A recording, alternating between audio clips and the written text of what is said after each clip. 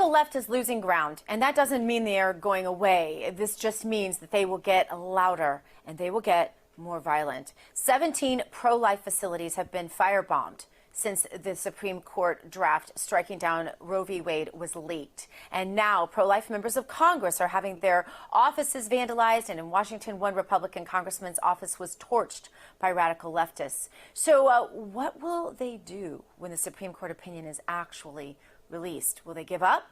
Or will the attacks get a whole lot worse? Let's ask the host of the Todd Starnes Show. You can guess his name. Todd Starnes. Boy, feeling like the genius today for figuring that one out.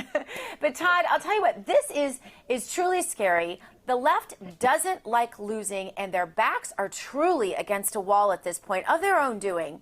But they really are getting nasty and going lower, and it doesn't seem like there's any depth they won't sink to.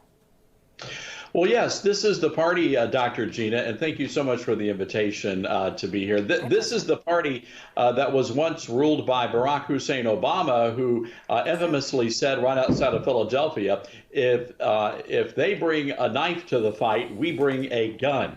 So the Democrats always play dirty. They come ready to wage a street fight.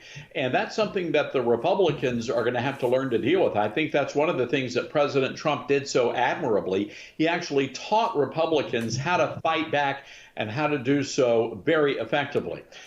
Just a couple of days ago, I had Congressman Greg Steube on my national show. He said there are actually pamphlets going up all over Washington, D.C., calling for a night of rage, Dr. Gina. So when Roe v. Wade, that ruling is finally handed down, they're going to pretty much attack every major American city with this night of rage. And I think we all know what that means, and it's a very dangerous thing. Yeah. Help me understand, Todd, why that isn't calling for an insurrection. Look, it's a great question. The idea that your president, the President Joseph Robinette Biden, is encouraging people to go and protest at the homes of Supreme Court justices, which, by the way, is a violation of federal law. The idea that he can get away with that in and of itself is a form of judicial insurrection, where they're hoping to basically scare the justices, scare the judges into changing their minds. Look, I don't think that's going to work. But ultimately, Dr. Gina, one day it might. There might be a federal judge that comes under attack. There might be a moment where they try to target the families of federal judges. And a decision very well could be changed as a result of a judge being intimidated by what you rightfully called a bunch of insurrectionists.